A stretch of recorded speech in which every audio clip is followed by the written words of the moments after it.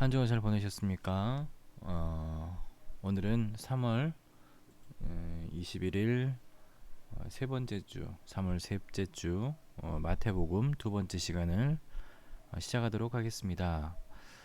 먼저 오늘은 이제 개관에 대해서 살펴보겠는데요. 이 개관에 대해서는 이제 우리가 두 번에 걸쳐서 한번 나눠서 보려고 합니다. 초점을 왕의 정체성과 왕의 운명으로 나뉘고, 그리고 이 부분을 이제 우리가 나누어서 한 주간 보고 또 한 주간 보고 이런 식으로 나아가려고 합니다. 마태복음은 베들레헴에서의 예수님의 탄생과 함께 시작되어서 갈릴리와 유대 사역으로 전개됩니다. 마태복음은 간단히 두 부분으로 나눌 수가 있는데, 첫 번째는 대략 책의 첫 절반의 내용을 통해서 나타나는 이스라엘의 약속된 왕의 정체성이고요. 두 번째는 나머지 후반부의 내용에 소개되고 있는 왕을 배척하고 거절함으로 죽음을 당하는 왕의 운명을 우리가 다루어 보려고 합니다. 먼저 왕의 정체성에 대해서 알아보고자 합니다. 마태복음 1장에서부터 16장의 내용인데요. 먼저 첫 번째는 왕의 준비입니다. 마태복음 1장에서 4장까지의 내용인데요. 마태는 예수님의 족보를 드러냄으로써 왕의 정통성을 증명합니다. 마태는 예수님이 아브라함과 다윗의 혈통으로 연결되어 있다는 것을 이 족보를 통해서 증명함으로써 예수님의 왕으로서의 정통성을 보여주게 됩니다. 또 마태는 예수님의 족보를 14대씩 14대씩 3세대로 나누어서 기록을 하고 있습니다. 그러니까 마태복음 1장 17절의 내용을 보면은 그런즉 모든 대수가 아브라함으로부터 다윗까지 14대, 다윗으로부터 바벨론으로까지 14대, 바벨론에서 사로잡혀 간 후부터 그리스도까지 14대더라 라고 하는 1장 17절의 내용을 가지고 전개를 하기 시작하죠. 조상 하나하나를 다 언급하지는 않았고 역사적으로 눈에 띄는 사람들의 이름을 기록했습니다. 왕국의 이전과 왕국 시대, 그리고 왕국의 멸망과 바벨론 포로 시대로 나누어서 보았습니다. 마태의 초점은 예수님이 이스라엘의 왕이라는 적법한 후손이라는 것을 밝히는 데 있었습니다. 특이할 만한 것은 남자의 이름만 기록하는 것이 당시의 관습이었는데 한 4명의 여인이 족보에 올라와 있습니다. 그 중에 3명은 이방 여인이었고 3명은 불법적인 성관계에 연루되어 있습니다. 다말은 근친상간을 했고 라합은 가나안의 창녀였으며 밧세바는 다윗과 간음을 했습니다. 이 사실은 하나님은 어떠한 사람도 자신의 목적을 위해서 사용하실 수가 있고 아무리 큰 죄를 지은 사람이라 할지라도 용서하실 수 있다는 것을 이 마태의 눈을 통해서 보여주고 있는 것이죠. 그래서 하나님께서는 인간적인 눈에는 잘 보잘것없고 하찮게 보일지라도 기꺼이 자신의 목적을 위해서 도구로 사용하실 수 있다는 것을 보여주십니다. 우리가 여기에서 이제 우리가 교훈을 얻게 될 것은 하나님은 자신의 목적을 위하여서 우리의 생각에 보잘것도 없고 어울리지 않게 보이는 사람들도 사용하신다는 것입니다. 자, 그리고 마태는 예수님의 탄생 기사를 통해서 예수님이 유대인의 왕임을 입증합니다. 2장에 나와 있죠. 동방 박사들도 유대인의 왕의 탄생을 인정하고 가서 경배를 합니다. 예수님의 탄생은 주전 4년경이었는데 예수님의 탄생은 그분의 탄생일을 중심으로 한 달력을 사용하는 대부분의 나라로부터 인정과 존중을 받고 있습니다. 이것은 우리가 주님의 해 아노 도미니라고 하는 사용하는 라틴어의 약어 AD와 그리스도의 이전 비포 크리스트라는 BC라는 의미로 사용하는 약어에서 찾아볼 수가 있는 것이죠. 예수님은 하나님의 모든 약속을 궁극적인 성취이시며 역사의 주인이시며 우리의 왕이시라는 것, 예수님은 죄에 찌든 인생들을 하나님의 자녀로 복귀시키기 위해서 우리의 삶의 왕으로 오셨고 우리의 통치권을 우리는 그분께 드려야 된다는 것을 우리가 일깨워주고 있습니다. 또한 마태는 예수님의 세례에 대해서 성부 하나님과 성령 하나님의 확증을 기록하고 있습니다. 죄가 없으신 예수님은 세례를 받으심으로써 죄 많은 인간과 자신을 동일시하셨습니다. 성부 하나님이 성자 하나님을 승인해 주셨고 성령 하나님도 함께 하심으로 예수님이 메시아이심을 그리고 그분의 왕권을 확증해 주셨습니다. 이것은 예수님의 세례는 그분이 우리와 동일한 인간이심을 드러내시고 우리를 대신해서 십자가에 매달리실 우리의 대변자로서의 역할을 인정하신 것입니다.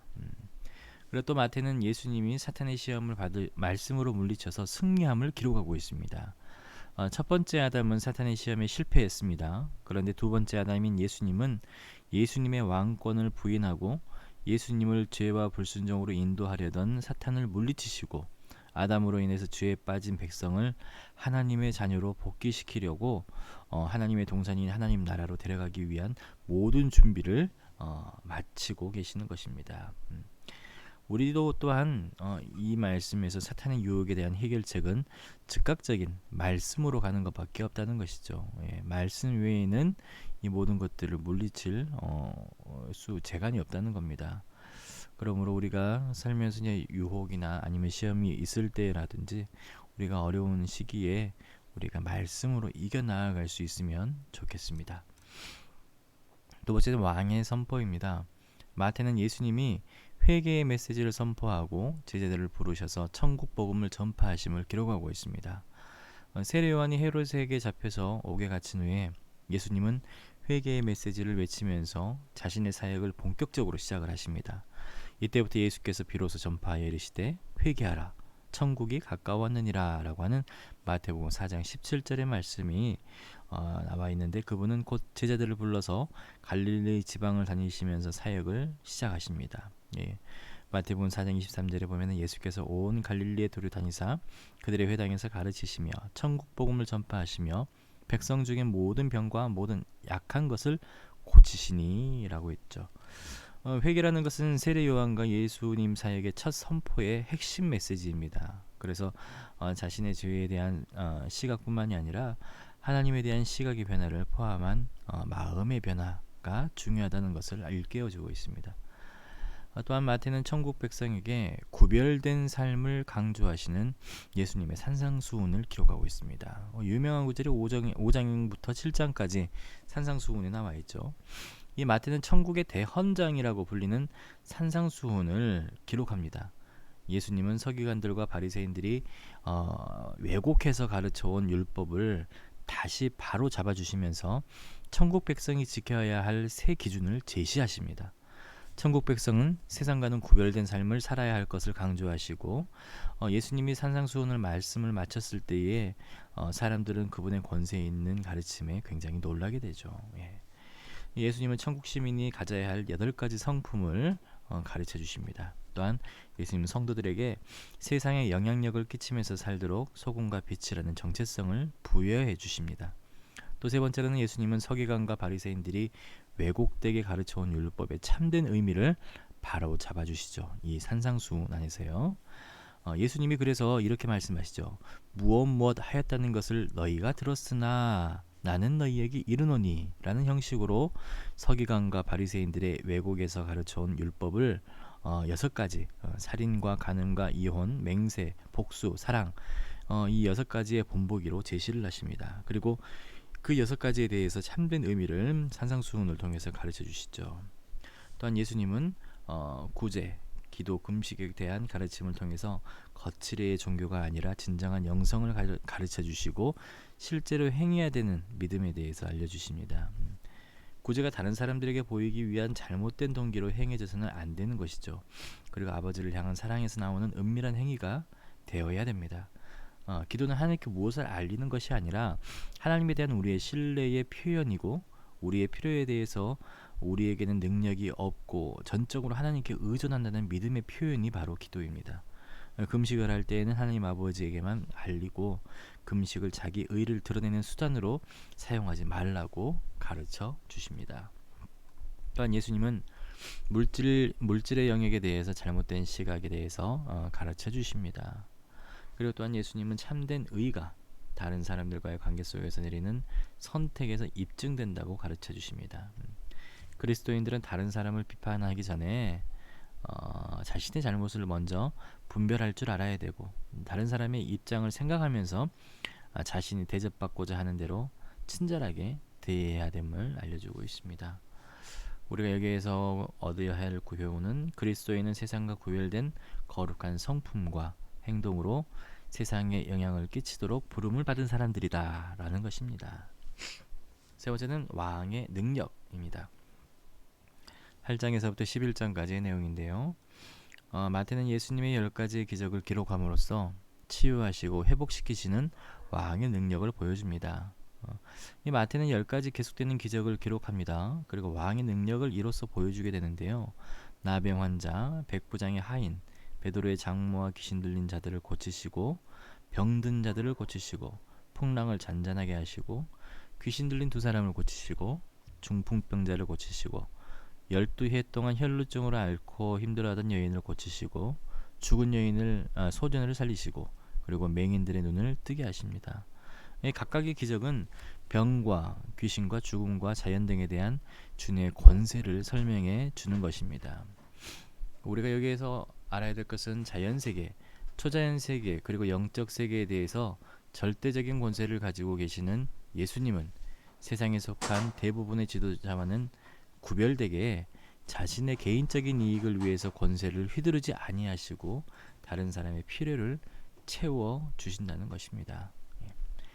마태는 예수님이 선교의 사명과 선교 지침을 주시고 제자들을 파송하는 것을 기록하고 있습니다. 우리 여기 마태복음 9장 35절에서 38절 내용을 보게 되면은 이 선교의 동기에 대해서 이제 이야기를 하고 있습니다. 선교의 동기는 불쌍히 여기는 마음이고 선교의 능력은 기도라는 것을 우리들에게 일깨워주고 있습니다. 왕에 대한 반대가 나옵니다. 마태복음 11장에서 16장의 내용인데요. 마태는 마태복음 11장으로 옮겨서 세례 요한이 감옥에 갇힌 것 그리고 불신에 대한 심판과 바리새인들의 확대되는 이 적개심을 기록을 하고 있습니다. 반대 세력은 종교 지도자들 사이에서 점점 더 확장되어 갔고 예수님은 더욱 제자들에게 초점을 맞추면서 천국에 대한 비유를 가르치시고 그들을 준비시키십니다. 세례 요한의 죽음은 예수의 사역에 커다란 경종을 울리게 되는데 예수님은 5,000명을 먹이시고 물 위를 걸으시고 많은 병자를 고치시고 또 4,000명을 먹이시면서 사역에 집중하시거나 바리새인들과 사두개인의 반대는 예수님의 사역에 더욱더 집중하지 못하도록 이렇게 반대되는 세력들이 나타나게 되는 것이죠. 마태는 세례 요한이 옥에 갇힌 것과 예수님이 심판과 초대의 메시지를 기록하고 있습니다. 2장의 내용이 마태복음 11장 2절에서 5절의 내용이 그 내용인데요.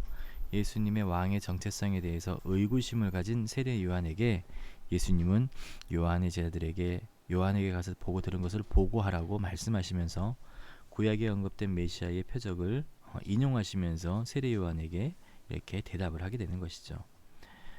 요한이 옥에서 그리스도께서 하신 일을 듣고 하면서 여러 가지 것들을 이야기해 주십니다. 그런데 이 세대는 세례 요한과 왕을 배척을 하게 됩니다. 예수님은 율법의 멍에를 쥐고 있는 사람들을 향해서 수고하고 무거운 짐진 자들이라고 부르시면서 예수님의 멍에를 메고 배우라고 초청하고 있습니다.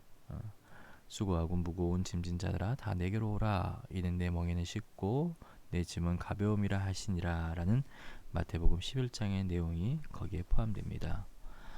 우리가 신앙생활을 할 때에 무거운 짐처럼 느껴진다면 그것은 예수님의 멍에가 아니라 다른 대체물을 메었기 때문에 우리가 힘들었던 것입니다.